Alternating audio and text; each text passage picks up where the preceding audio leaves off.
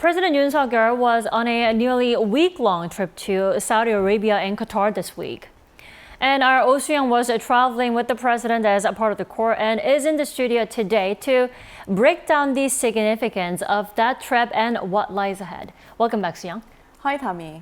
So, Sooyoung, let's first talk about the big outcomes of the two summits, which were mostly economic. But why don't you give us a rundown?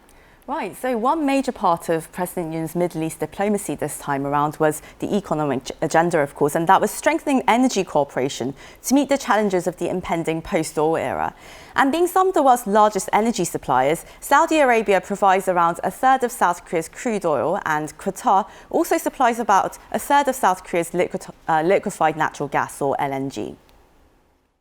Korea is one of the largest victims of broken global production chain.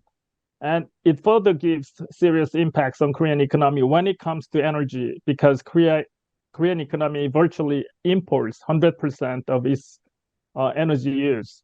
So it is very important to guarantee stable supply of energy like crude oil and gas, which is LNG from Saudi Arabia and Qatar.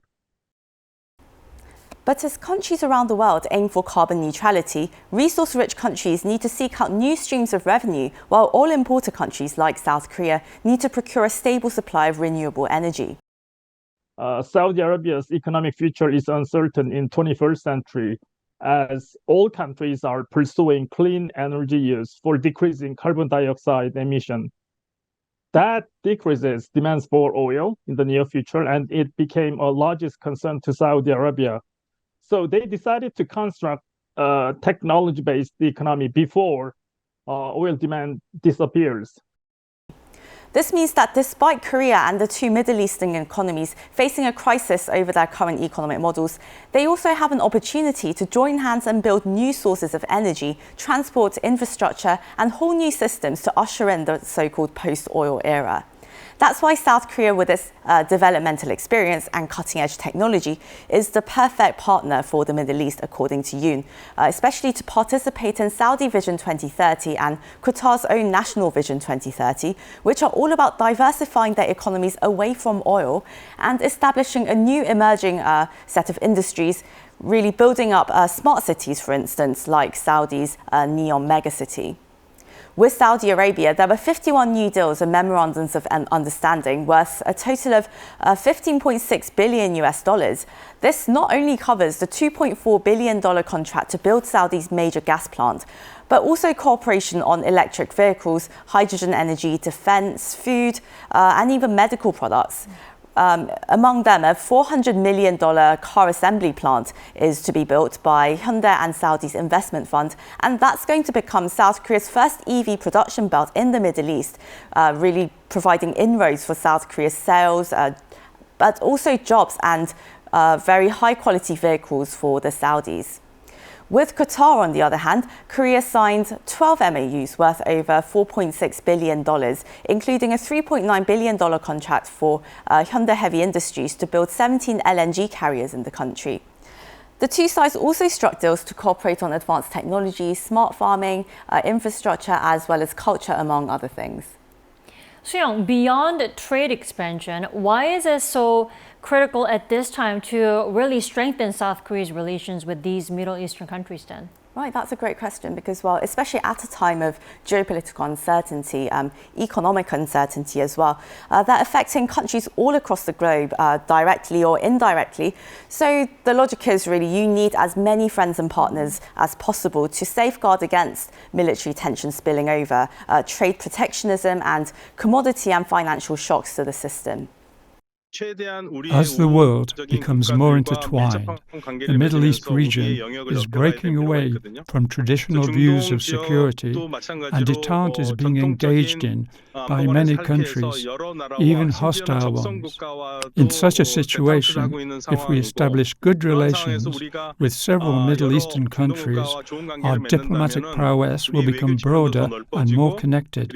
In this situation, security is also strengthened, not only because if you're economically entwined, there's not much to fight about, but also in terms of having your friends in times of need, in the face of trouble.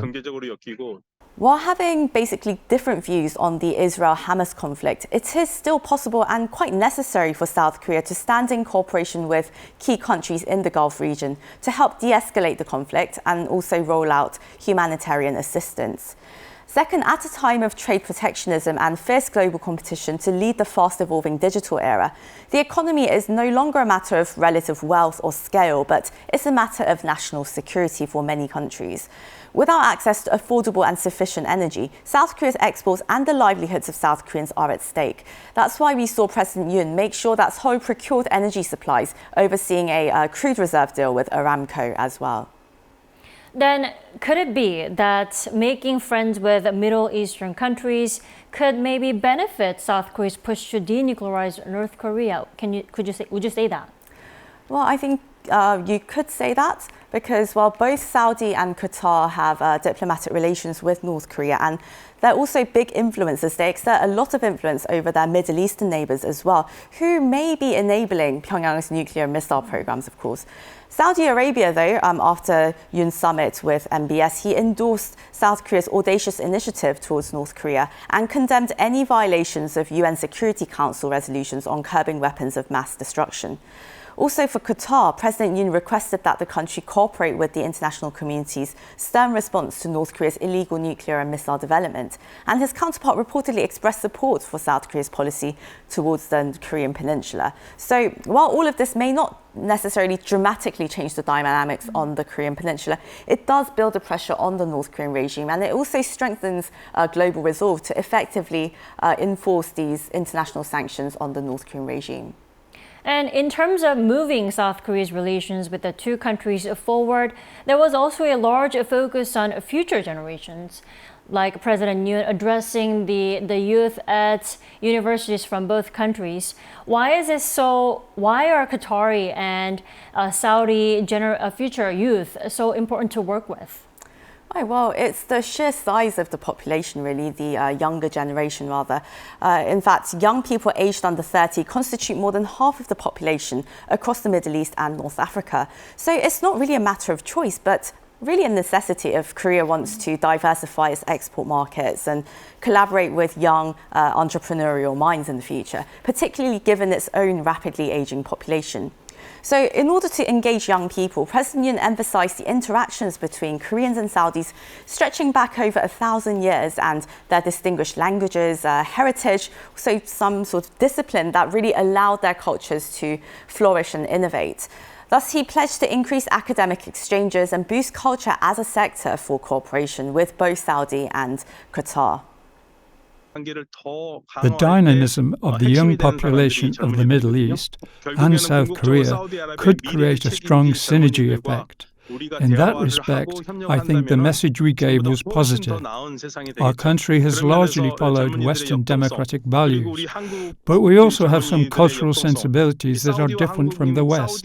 I think these are areas that Korea and Saudi Arabia can share, and thus feel closer to one another. In fact, Yoon officials noted that K-pop, K-beauty and K-movies, TV dramas, they're all becoming highly popular with young people in the Middle East, really opening the door for further commercial ties, travel and collaborations. Now, efforts are going to be made to increase these kind of people-to-people exchanges and tourism between the two sides. And for insights, I spoke with Chang Chong-woo, who heads Qatar Airways North Asia upon the 20th anniversary of flying to Korea. We operate a daily flight between Seoul and Doha, and we are now working very closely with the South Korean authorities to increase our flights in and out of Seoul to better serve the market, as we do see robust demand inbound and outbound, especially since post-pandemic. Furthermore, we also have a Qatar Airways cargo business, and they are operating 4 times a week freighter flights now between Seoul to Doha as well. And this is facilitating a lot of exports from South Korea to Doha and beyond to the rest of our network in the world. Well, it seems like important links between South Korea and Middle Eastern countries have been established during Yoon's trip. The first for a South Korean leader to these countries, right? That's exactly right, Dami. In fact, President Yoon, he gave out a very comprehensive joint statement after his summit with the Saudi leader, and We even saw the Saudi Crown Prince randomly turning up to give President Yoon a ride to the Future Investment Initiative in his own black Mercedes-Benz. Then the Saudi Crown Prince, he suggested that they ride the electric vehicle that would be produced from their joint car plant with Hyundai the next time President Yoon visits Saudi Arabia. As for the Qatari leader, Yoon extended an invitation for an official visit to South Korea next year, and apparently the two countries have agreed to coordinate this trip through their diplomatic channels, according to the presidential office. Well, it does seem like the beginning of a long, solid partnership between South Korea and the Middle East. Thanks so much for your time today, Sooyoung. Thank you as always, Dami.